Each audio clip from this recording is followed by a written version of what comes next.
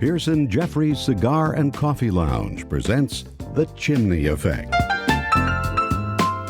With your host, Jeff, also known as El Jefe, Mike, also known as Big Smoke, and Lance, also known as Be More Smooth.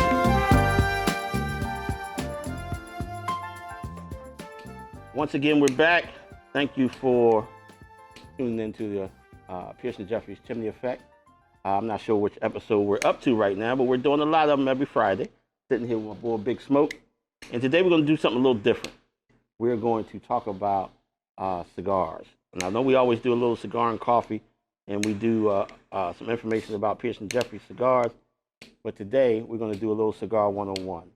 And we're going to start with one, how you typically, if you're using a butane or torch lighter, in my opinion, how you light a cigar. Most people think that they have to puff on the cigar while they're lighting it, but you don't. If you have the right torch, whether it's a single, double, or triple, or quad, you can actually just spray your cigar. And if you spray it properly, the cigar will catch, and you don't have to puff on it, and it will be completely lit once you're done spraying it properly. Just like that. Now, today, I am smoking a Family Reserve, one of my favorite cigars in the Pearson Jeffries line. And I'm starting at the bottom. I'm actually smoking a Robusto. Robusto is a classic 5x50 ring gauge cigar. The 5 is a 5-inch, and the 50 is the actual ring gauges. Now, the ring gauges is based upon 1/64th of an inch. And this would be a 50 by 1/64th of an inch width for a cigar. And they call it a Robusto because in most cases, when you have a Robusto, it's well balanced, but it's very usually, unless you're dealing with a very, very mild cigar, it will be your most robust. I think Stu is smoking the 6.5 by 70 Spanish Rose, and he's on the far end of the spectrum. What are you smoking, man? I'm smoking Spanish Rose, which is in your Connecticut series. And like you said, you went classically with the Toro. I went totally off the rails. I don't even know what you would call this. That's actually called a Super Gordo. Yeah, a Super Gordo. Super Gordo, 6.5 by 70 Spanish Rose. How is it? It is so far so good. I haven't had a whole lot of time to get into it, but the smaller Spanish Rose is, I believe you introduced it last year. It is a marvelous cigar. I typically go for a darker cigar, but this is beautiful so far. When you go up in size, actually in ring gauge and in length, it's more prevalent for you to change the texture and the profile of your cigar when you go up in width. If you go up in ring gauge. By Stu smoking an actual 70 ring gauge, of course, he's getting more filler. So the cigar should be a little bit more mild, depending on how it's blended and what's in it. Now, what we have here is 3 or 4 different sizes of cigars. Stu has the same thing in his Pearson Jeffries box. The first cigar that I'll show you is a Robusto. This is a vintage 1967 Brazilian Maduro Robusto. Classic Robusto, 5 by 50 ring gauge. Again, the ring gauge is the width of the cigar, and the 5 is the inches. Now, the most common sizes for cigars, Robusto, Toro, and the classic Toro is a 6 or 6.5 by 52. A little bit more ring gauge, a little wider than the classic 50. Now, if you go up a little bigger, used to be the most popular after Toro, used to actually be a Churchill. Now, this Churchill is a Connecticut Churchill. It's my Cuban shade. Smooth, creamy, nutty, not robust at all. Very, very smooth cigar. But Churchill has now been taken over by one of the most popular sizes today, which is a Gordo. And the Gordo Classic Gordo is a 6 by 60. Very, very fat cigar. Uh, Not one of my favorites. I prefer a smaller cigar. This cigar is fat, but believe it or not, with the Before Dawn, this cigar is very, very well balanced. When you go up in ring gauge, it's very difficult to keep that balance. But in this cigar, it works out great. I prefer a smaller cigar because to me, I think you get more flavor profile in a smaller cigar. I think it's more balanced, but that's just my preference. Dude, why do you like bigger cigars? Believe it or not, I like the flavor that it gives. I hear you say all the time that as you go down and you get thinner, that you get a little bit more sophisticated notes. I get the true essence of the tobacco without all necessarily with all the notes, but I could really, really taste whether the cigar is done well, constructed well. When you go up in, to me, when you go up in ring gauge, the true artisan of the cigar is challenged and tested. That is correct. And my friend, with all the super gordos that you have met the challenge and and all the time. You have succeeded. There are a few 7 by 70s, 7 by 80s. When we talk about some of the cigars on the market, there's a famous 6 by 80 and 7 by 80 barber pole. Yeah. That Asylum, right? the Asylum 13. Mm-hmm. Actually, the moniker is the Ogre. I remember I called you and asked you if you had it. You said you didn't. You had something better. I remember that. And I don't like to put down the competition, but you have at least 6 cigars that top it and pause and exceed, and I think best it, in my humble opinion. And there's no disrespect to Asylum 13 because they make, in my opinion, a very, very, very good cigar. You have which the Dark Knight in a 6.5 by 70, which is excellent. Also have the Elder. You have the Elder. We have the Perfecto Maduro in a 7 by 7. But when you bring up these classic sizes, I like to also mention that you actually have a few sizes that are less than classic, Mm-hmm. and a few shapes that are less than classic. When we talk about the Salomon, okay, a cigar, which I think I just smoked the last of it in the beginning of December. You had the 78 caliber bullet. Yes, which will be back. But that's where's a 78 ring gauge in the middle, and it's almost like and it looks like a little bullet. It's a beautiful cigar. And you make that in the Dark Knight. I make it in a Lobster Black. Lobster Black. I make it in a Cuban Shade, and I make it in the Estilo Cubano Dark. 3 different sizes for the 78 caliber bullet. But getting back, just to recap a little bit, again, most popular sizes for cigars is 1 Robusto, 2 Toro, 3 what used to be a Churchill, but now the cigar industry, in terms of popularity, kind of leads toward a 6 by 60, which is a Gordo. Now, from there, you have 3, basically you have 3 different shades of a cigar.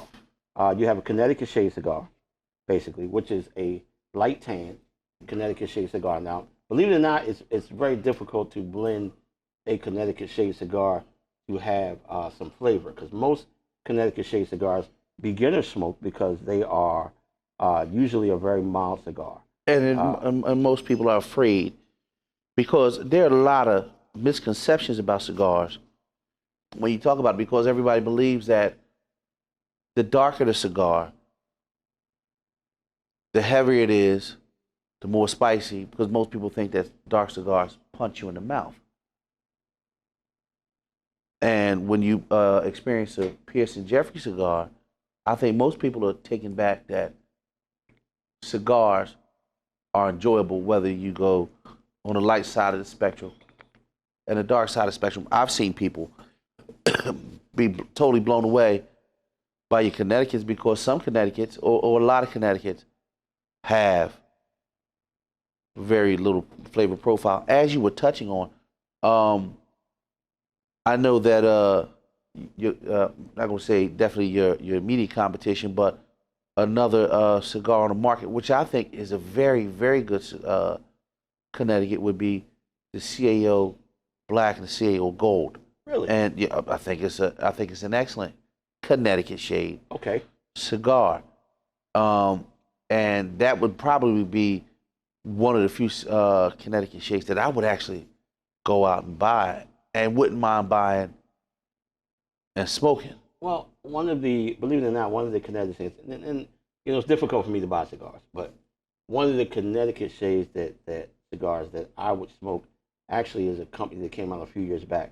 In the cigar, it's a box press Connecticut, and it's called the Rose of Sharon. It is one of the first Connecticut shade cigars I heard that. that actually had true flavor. It smoked and tastes like a Habano.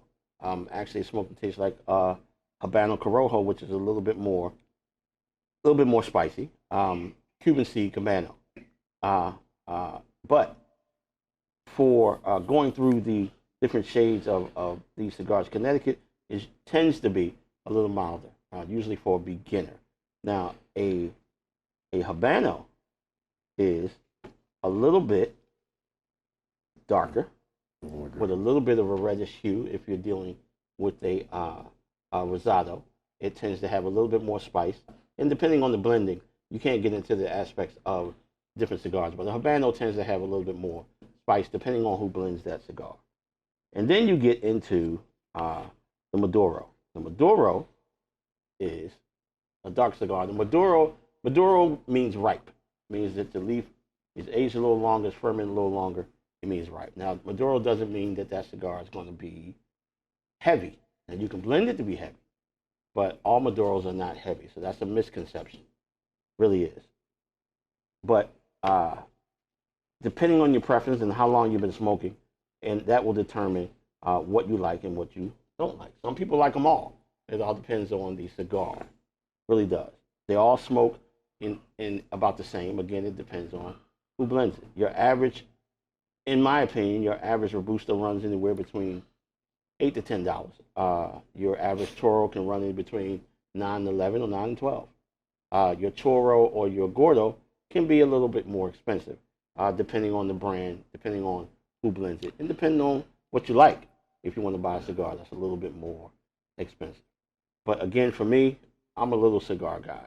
I love a classic Toro. I love a 6.5 by 52 or 6 by 52 or a 6 by 54 or the right Robusto. Always great, always for me. Now, a cigar also has 3 different components. A cigar has a wrapper, a binder, and a filler. Now, I'm not going to take one of the cigars apart, but the wrapper is what you see, basically. The binder and the filler you can't see until you turn the cigar this way and look at the foot, basically. And you really kind of can't see the binder because it's right underneath the wrapper. But those are the 3 components of any cigar. If you have a cigar that doesn't have a wrapper, binder, or filler, in most cases you're smoking a cigarette. And you don't want to do that. One of your, I know, Stu, you will smoke a Robusto, but you won't smoke anything a little smaller than that. You're not a Lancero guy. I will smoke a Lancero. You will smoke a Lancero. I'm asking. Well, absolutely, I'll smoke a Lancero. I've smoked. You smoked one here. I smoked quite a few of them here. Yes, you have. Are you a fan of a Lancero? I'm actually a fan of a Lancero. To me, a Lancero is a very, very elegant cigar.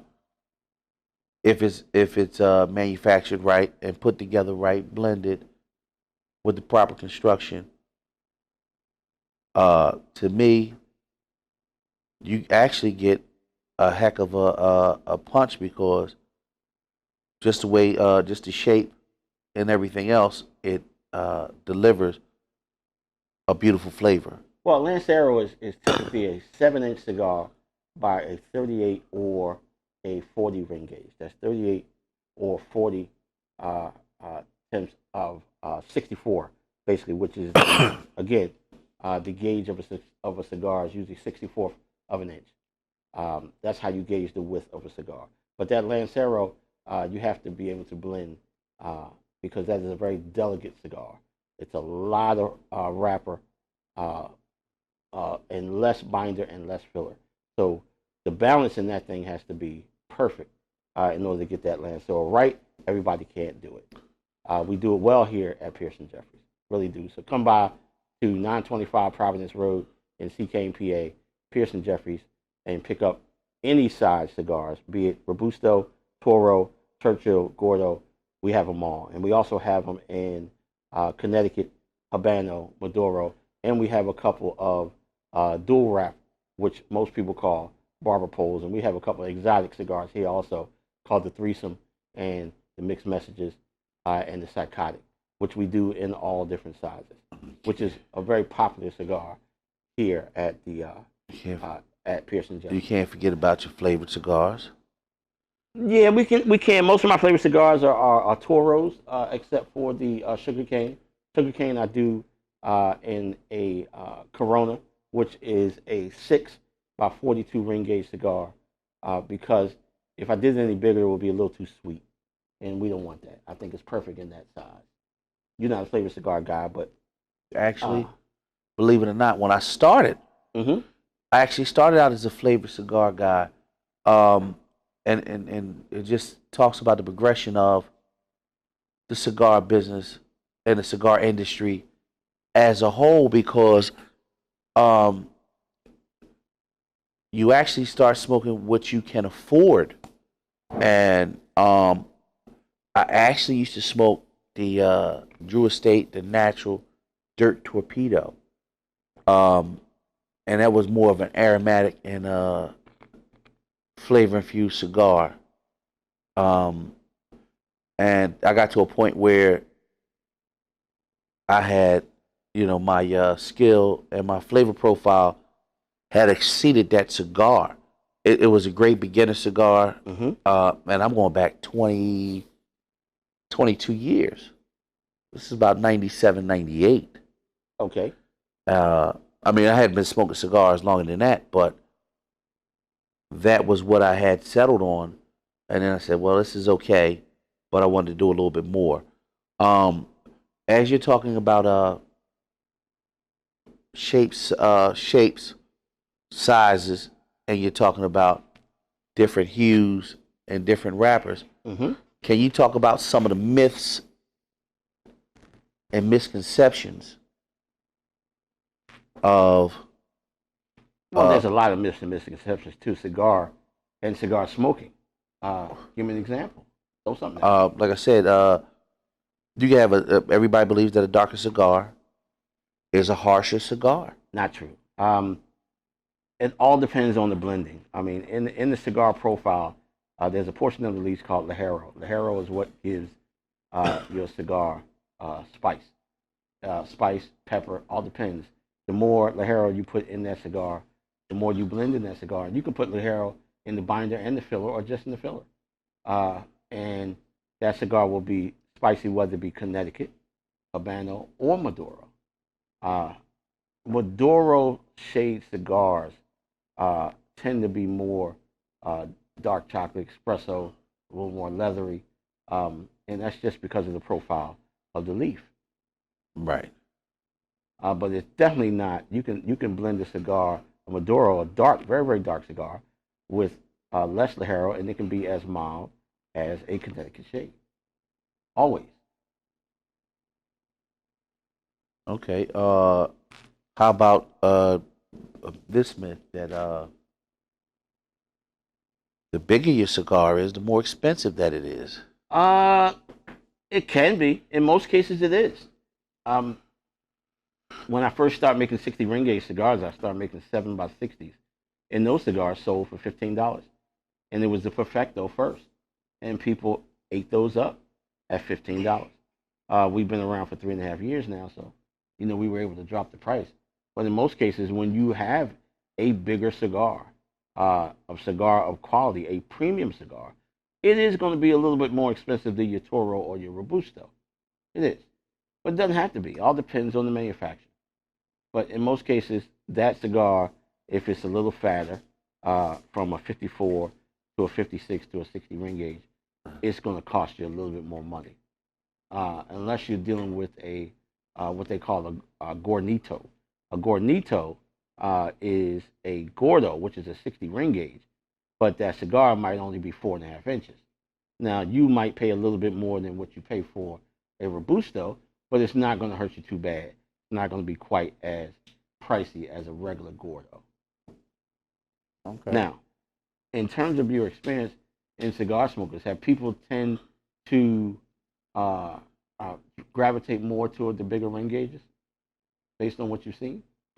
Believe it or not, depend on their experience as far as their tenure in smoking cigars, whether they've been smoking cigars for a long time or novices or intermediate. Um, Believe it or not, most people are afraid of a larger cigar. Really? Believe it or not, yeah, a lot of people are because They believe that cigar is going to be more full body. either one or two things. Either it's going to be full body too much, or it's going to take extreme long period of time to smoke the cigar. Because I actually believe that people think that a cigar takes 2, 3, 4 hours. No, not at all. Some people. Not at all. Well, those are people that are misinformed, really. And just to switch gears a little bit while we're enjoying these cigars, tell me what you think about this. Have you read anything on the baseball scandal of them stealing signs? Yes. What's your opinion on it? You are a big baseball fan. So what's your opinion on it? I am a baseball fan. I'm a fan of baseball. Probably because my dad actually played baseball and my grandfathers, both of them, peace and blessings be with them, were huge baseball fans. And I just remember the sounds of Harry Callis on a Sunday afternoon, sitting on my grandfather's at the foot of my grandfather, and him smacking me in the head, telling me to get him a beer. And we sat there and we watched it. Baseball is a very complicated game in the sense that it's a statistical game and it takes a long period of time to accumulate those statistics. And it's the ultimate game of strategy with sign stealing and trying to get a jump on those pitches. The Houston Astros were caught using electronic devices to signal players about the next pitch that's called and things like that, and kind of messes with the integrity of the game because the game is played in real time. Well, they have to do that pretty fast, don't they? Well, Because they were using Apple Watches, electronic buzzers, taped to people's legs. really, It had gotten very, very sophisticated. We're not talking about taping anybody's practices. We're talking about using lenses and communicating at the speed of light and the speed of the internet.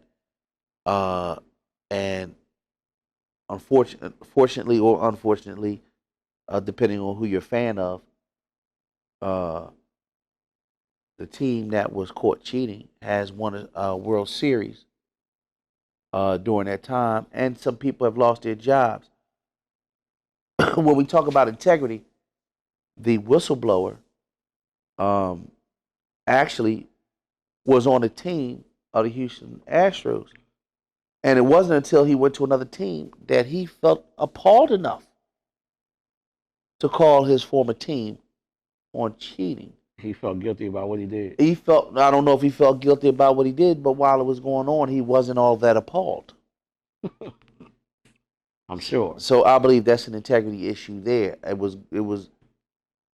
came to my senses, but with the Whistleblower Act and things like that, they want to encourage people to come forward, and baseball is going to do its due diligence, investigate it, and then levy the proper sanction that they believe is necessary for the integrity of their sport.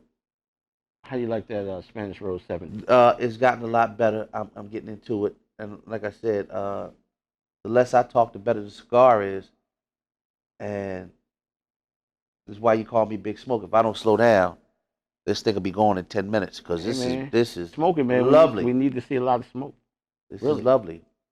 You got to smoke it. I mean, this Family Reserve is actually it's very robust, but it's very nice. In this size, it works for me. It really does. One of the other misconceptions is about shifting gears to ladies smoking cigars is that ladies don't smoke big cigars. They do. You know what? The female segment, I mean, as society has changed, you remember, depending on where you went, there were saloons and there were taverns, and we call them bars. When I was a kid, they had ladies' entrances, if you remember that. I don't. Yeah, they actually had a ladies' entrance, and it was on the side because a proper lady didn't enter a saloon through the front entrance. She went through the side. It was called a ladies' entrance. Okay, I never knew that. Right, and they don't have lady entrances anymore because that was the thing to do. And 20 years ago, you might have seen a lady or two straddle into the cigar store, the cigar lounge, and she was typically buying for her husband Mm-hmm. or her significant other. Now they're walking in, and the ladies have groups, they have discussions, they have become aficionados in their own right, and they will give the gentlemen a run for their money. They will. And some of them are more avid and a lot more adept at most of the men I know. Well, they get deep into the profiles of the cigar. They get into different spirits. They even get to the coffee, which we saw here at Pearson Jeffries at 925 Providence Road, CK, PA. Come out and see us. Anytime. We're open 7 days a week. And like they say in the movies, message. These cigars that we're smoking, the Family Reserva, well, I should say the La Familia Reserva 1964, is not on the website yet, but it will be soon. The Spanish Rose is on the website, but just not in that size. On the website right now is a Toro 6x54 and a 6x60. Now, Sunday during the game, I had a Family Reserve Figurado, Salomon, yes. Salomon, Yes. and it was excellent. I also had it in that size which you're smoking, and you bought it back after what, about a year, two? Yeah, it was very difficult to get the same tobacco. So it took about a year to finally get the tobacco, have the tobacco from it right and dry out, so we can actually make the cigar the way that it was originally made. And it turned out great. It turned out better than that. Only thing that we changed is we changed the priming on the wrapper. We went a little higher, better quality, which I think is giving you a better profile on this cigar. On this cigar, the spice is soft. It only lingers but a little in the roof of your mouth. The smoke is clean. It's flavorful. It's a little floral. It's not really nutty at all, but it's earthy, but very, very smooth. Very smooth. I have a question. When you say priming, what does that mean? There's 4 or 5 different primings on each side of a cigar. Sometimes 6. All depends on how big the cigar leaf is, and that goes from Colorado at the bottom to Viso to Seco to Lajero on each side of the cigar. And the higher you go in the priming, Right. Closer it gets to the sun, most likely the more spicier or the better leaf that you're going to get to blend your cigar with. Okay, because it's getting more sun and due to photosynthesis, Man, big words. Photosynthesis. Yeah, due to what he said. Photosynthesis and the energy that the sun gives it, it's able to bloom and blossom a little bit more, and the leaf at the bottom. Leaf at the bottom is going to tend to be a little smoother, a little less flavor. Right, because And you use different primaries for different aspects of that cigar. Some things you only use for binders, some things you use for fillers, and some things you use for wrappers. correct. And those again are the three aspects of any cigar, whether it be a robusto or a super gordo. You always have a binder, a wrapper, binder, filler. Or if you're going to do it in reverse, you have a filler, binder, wrapper. And those are the three aspects of any cigar. That's the components that make up any cigar, whether it be a Pierce and Jeffrey cigar or any other manufactured cigar. It's always three components that make that product. And depending on what you use and what materials you use will always change the profile, be it flavor notes of that cigar. Yeah, I've in my cigar experience, and actually, I believe I had my first cigar like when I was 16, 17 years old. Actually, about 17 years old on a golf course. Uh, it was pretty bad. Really? But You still smoked it? I smoked it because I thought it was Supposed to be. I smoked it because A was environment, and B, uh, when you look back at it, it was bad. It tasted very twiggy. Okay. You sometimes you never forget your experience. It was very, very twiggy, and I bring that up to say, uh, in order to appreciate the good things, and I believe this is top notch. You have to start at the bottom. I got to know what's bad before I know what's good. That was my experience. I know some people have started at the top, and when they go ahead and they step down, and they're totally shocked and appalled how bad it is. And I tell a guy, well, that's how I started. That you can't know what's good until you've been down there and have had some bad cigars. Well, believe it or not, most people in their cigar experiences started out that same way. Right. And a lot of people stay there because they believe that a cigar is supposed to be strong because it's the man thing to do. Some ladies will tell you that, of course, it's not the man thing to do, but it doesn't have to be strong. And there's a difference between strong and full body. Full body is the weight of the smoke, how dense it is. The profiles of the cigar is heavy. Strong is just strong. You can have some cigars that are very strong, very peppery, linger on your palate like cement. Those are not the cigars for me, but they are the cigars for somebody. In the cigar business, the best thing about the cigar business to me is my statement that holds true for me being in the cigar business is that there are no bad cigars. If you like it, it's good. There's something out here for everyone. Really is. For me, I get into the flavor profiles of the cigar. It doesn't have to be super heavy for you to enjoy it. Some people think that, they've been smoking so long, they just want something heavy and peppery and almost make them choke. Or they got to have a meal before they smoke a cigar. I don't think that has to be, but again, if some people like it, I love it. To me, some actually, when you have a meal, to me, I like a good steak, and then I like a heavier cigar because right after I eat, the spices are still on my tongue from the steak. And actually, when I smoke a cigar, it'll make the spices on my tongue pop again, and Absolutely. and it's actually a totally different experience altogether.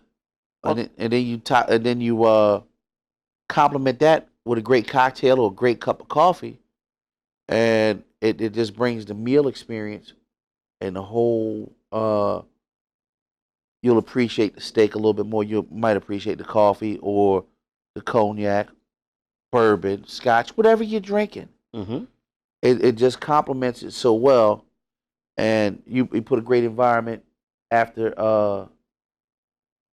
go out, sit on the porch, sit on the deck, in your den, listening to your favorite music, or just being with one of your favorite people and having a great conversation, you can lose hours. And heck, I've lost days sitting in here talking to my friends. Absolutely. And getting into another aspect of cigars is how they're kept. Cigars are kept primarily in humidors. Humidors is a small box, usually anywhere from you know let's say 8 9 inches wide and I'm sorry 8 9 inches long, maybe a foot wide, basically carrying anywhere between 25 and 100 cigars. Now those most humidors are lined with Spanish cedar, and that Spanish cedar inside should have a hydrometer, some people call it a hygrometer, and a humidifier.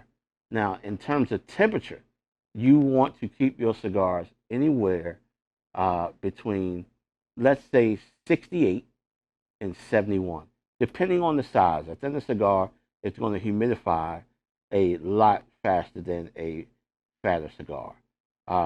You should only put distilled water in your humidifier. That's just my preference. Now, there are different. Why would you Uh, just use distilled water?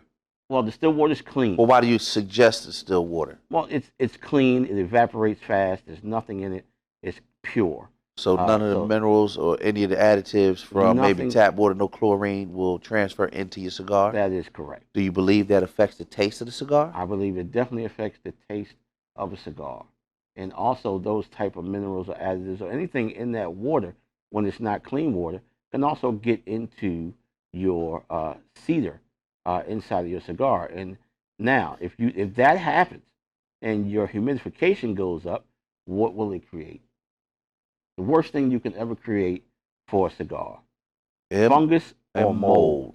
Absolutely. And if you have mold on your cigars, throw them all away because it is a living, breathing product. And if it's too warm, past, I say 75, 76 degrees, it will start to grow mold. And if you get that hot, throw everything away.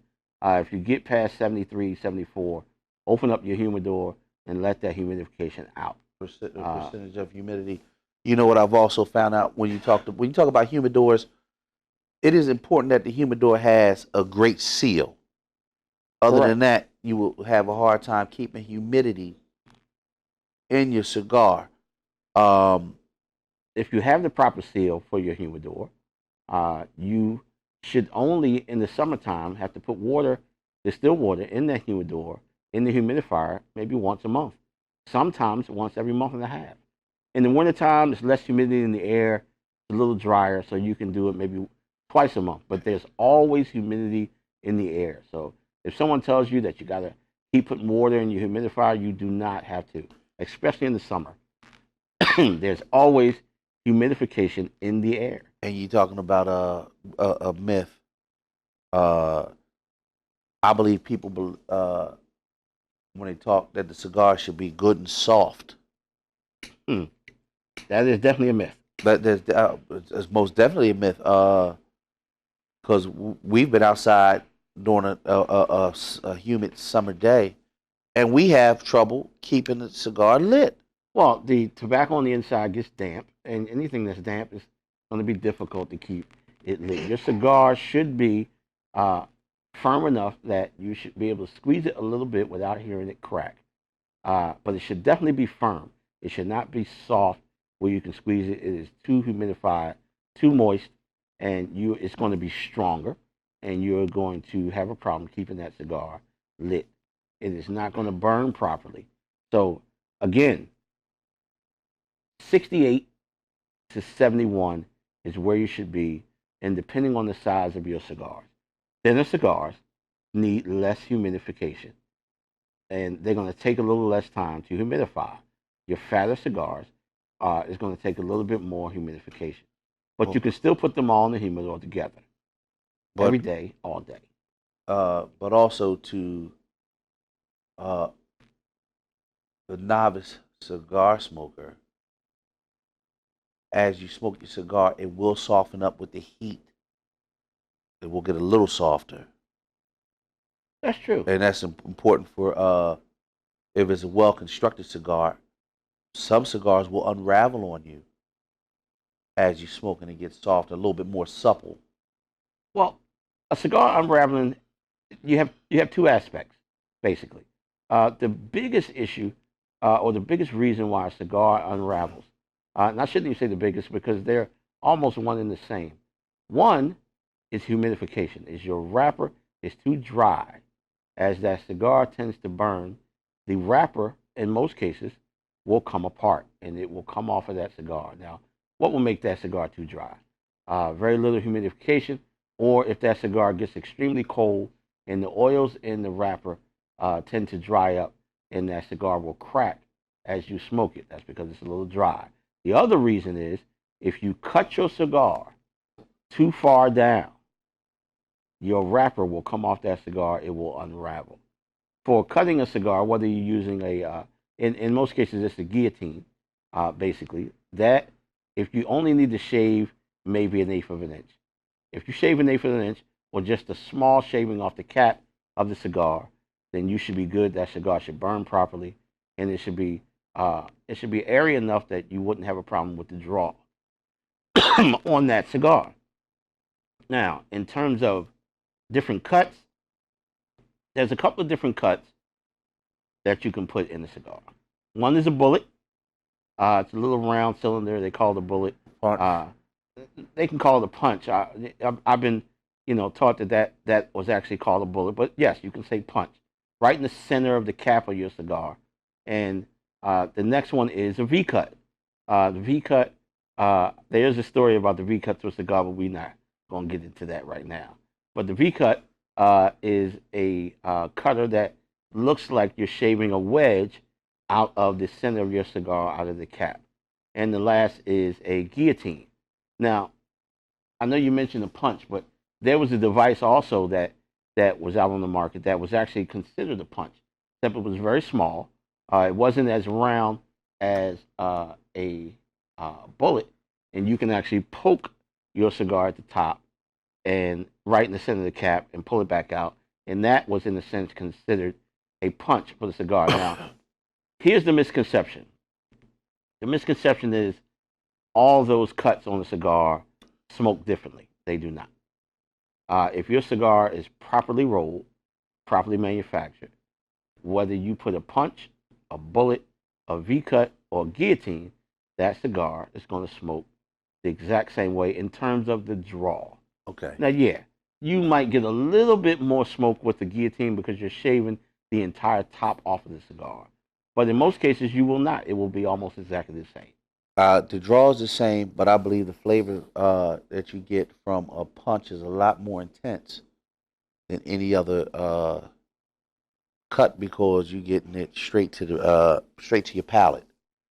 I think that's a personal opinion. Yeah, I mean, but I believe because you get Well, I should say personal preference. definitely a personal preference, but the smoke comes out differently in a inside your mouth a lot differently with a punch. Well, it's coming straight out the center of, Right. depending on where you punch it, coming straight out the center of the cap. In my opinion, I don't think that you're going to get any more of a flavor profile. But again, that's the beautiful thing about smoking a cigar. It's all based upon personal preference. You know, Really. I was a little apprehensive about this subject when we talked about Cigar 101 that we would have enough material. Uh, can you get into the difference between short filler and long filler? Well, Because I was going to do that on the next because this is just the okay, part one. okay, part one. This is just the part one. Getting into different fillers. I want to get into that when I get into different primaries for wrappers. We Okay, can do that at on another another time. segment Okay, of Cigar 101. But I'm sure there's a lot of other, that would again, that would uh, be Cigar 101. That would be Cigar 201. no, actually be Cigar 101 part two. Part two. Okay. Uh, but again, just to recap again, to go over if anybody missed the beginning of this podcast, um, the popular sizes for cigars that people smoke. One, a Robusto, 5.5 by 50 ring gauge. and the 50 ring gauge is the width of the cigar, the circumference, basically. In And millimeters. say again. In millimeters.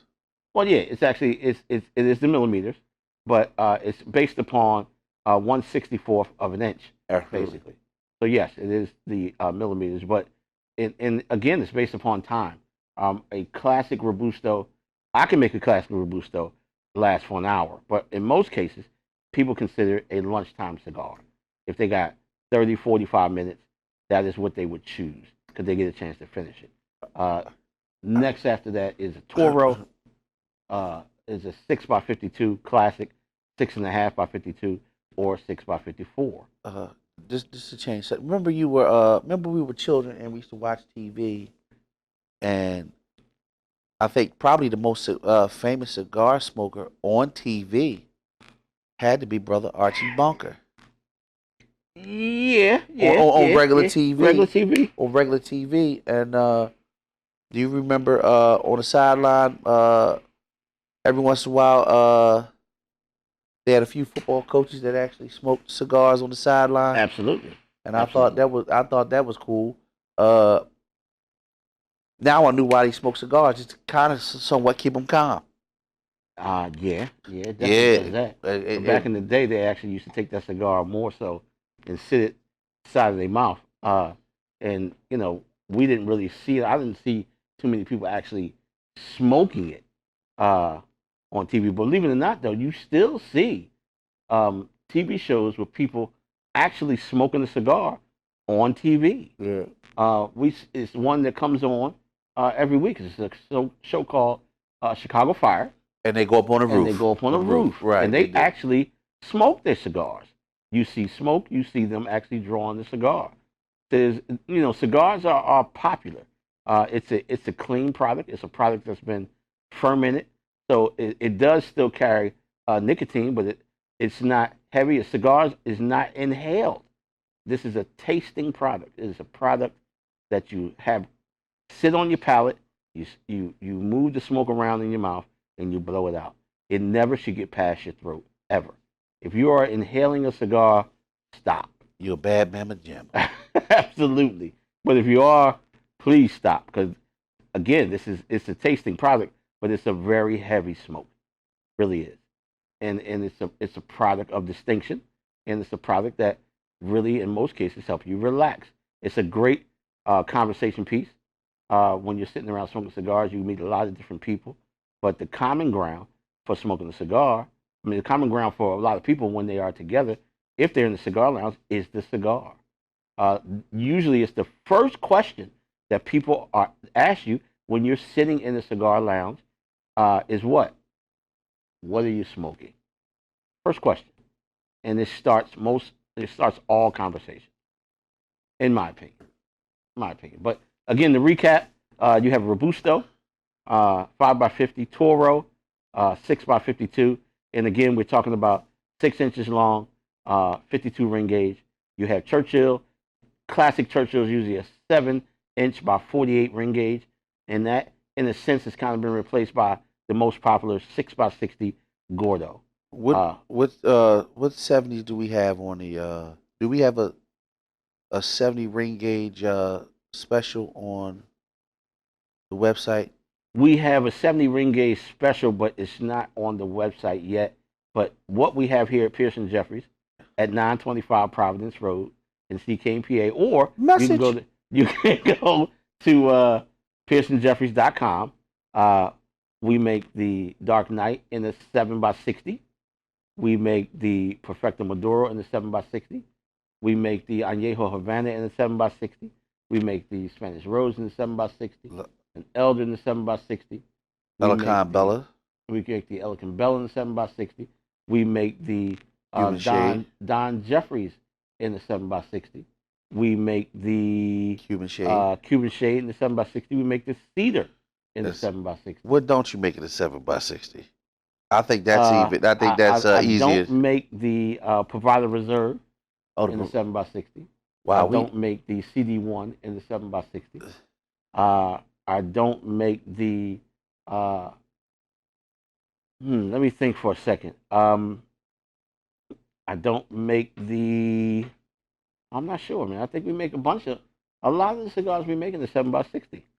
Very true. You do because believe it or not, it's actually it's a It's a popular it's a size. popular size and a seller. I think one of the misconceptions that people get is uh the bigger the cigar or the bigger the cigar that you will get more for your money with a bigger cigar. That's a popular misconception. Well, and that's because they pay more for them. They pay a little bit more money for the bigger cigar. So in a sense, they thinking they're getting more for their money, basically. There's a cigar that we sell here uh, that is a 8x60. And it's a very popular cigar. But it's priced right. The price is only I think it's only $10. You talking about the cigar you don't make? That is correct. Right now, for some reason, I can't recall the name. And I'm not going to help you. Okay. All right. But again, uh, we went through the sizes. We went through different sizes of cigars. Just to recap, let's go through the shades. We have a Connecticut, we have the Habano, and we have Maduro. And depending on what you like, that's all personal preference, basically. But all different shades we sell here at Pierce and Jeffries. Now, one of the misconceptions uh, for me is when you smoke a big cigar, a 60 or 70 ring gauge, Yes. does it smoke like a big cigar? In other words, if I'm smoking the Robusto, I believe that I can get just as much smoke out of this Robusto as you get out of that 70 ring Okay. gauge. Well, believe it or not, I think it has to do with the construction and the quality of the products, and you take great care on putting out a quality product. So when it's this enjoyable, you have no problem with enjoying it and actually getting productivity out of the cigar. Okay. I've smoked cigars, big ring cigars, in the past, and I don't know if it's due to construction or product. I might not be able to get as much smoke. They call me Big Smoke because everywhere I go, I have a tendency to smoke people out. Mm-hmm. I've smoked out cigar shops. I've made them open their doors, even if they had ventilation. I've made them open up their doors, and they say what happened, and they said Big smoke. Big Smoke is here. Well, let's shift gears for a second, man. There's a big fight coming on tomorrow night. Danny Garcia. He's trying to make I wouldn't say a comeback because he really hasn't gone anywhere. But I think he's making a he wants to make a statement I'm because about to say statement. you have a couple of big guys that's looking for big fights, and he might be next in line. Um, Are you a Danny fan? uh, I think Danny Garcia is a very, very skilled pugilist. However, You go to big words again. yeah. However, uh, Mr. Garcia has a tendency to either fight up to his opponent or fight down to his opponent, Correct. I agree. and he's a typical Philadelphia fighter where he takes a lot of undue punishment. Uh, Not like the great Bernard Hopkins, who was the ultimate warrior, tactician, defensive fighter, and that's why he fought well into his 40s. Uh, Danny took a lot of punishment from Keith Sherman. Keith Thurman. I apologize. Um, and he's either on the precipice of continuing his career or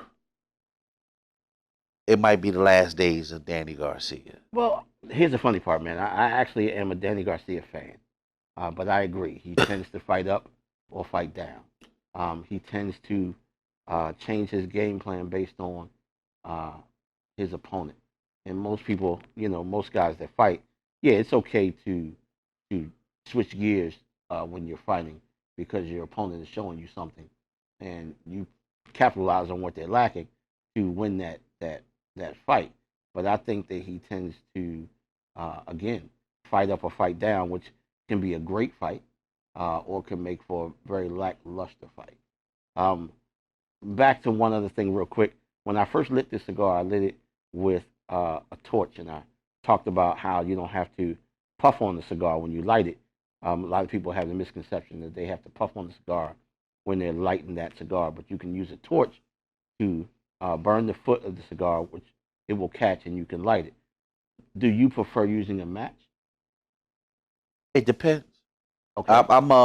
I'm generally a lighter guy, but if I want to get into the altruistic state of a cigar, most of the cigars that you give me first time that you're either developing or you're about to introduce, I'll go with a match, and I'll go with the wood match, and I'll test it that way.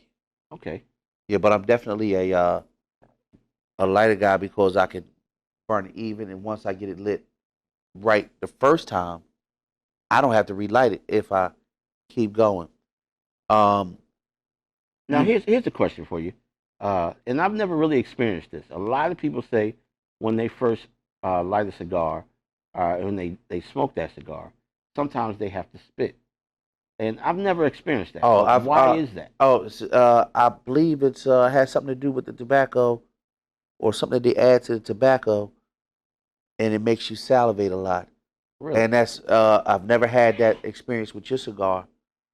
I've had that with a shop that used to be in this area, and they sold a cigar, and I've smoked about 4 or 5 of them, and every time I smoked it, I wound up having to spit a whole lot, and I said that's not what I want to enjoy in my cigar experience. So I kind of shied away from that. But some cigars will make you spit. Okay. I've never experienced that That's a good thing. with this. With That's this a good cigar. thing, brother. That's a good thing. Really? That's a good thing. They had Conor McGregor fight last week, and he did a wonderful job. In fact, there was some controversy about that because he hit the guy with his shoulder, and they didn't believe that his shoulder hits uh, did that much damage. And I know that a shoulder, when properly placed at the proper time, proper angle, will actually do some damage. He hit him a couple times with the shoulder kick, less than a minute. That was Rap City. Really? I didn't see a fight. Rap City was it is as much controversy as the Phantom Punch with Ali Liston. That's Really? what they're talking about. In fact, they saying that the Cowboy threw the fight. So That's you been think, all you think that they're gonna talk about this shoulder hit for the next 50 years? They're gonna talk about it at least for the next 10, especially in the UFC arena. Okay. It was that kind of effect. Not to mention that he went up in weight class, and they thought that this guy was gonna give him trouble, and he walked right through him. In 34, 35 seconds. Less than a minute, brother. 34, 35 seconds, man. He was a total tactician.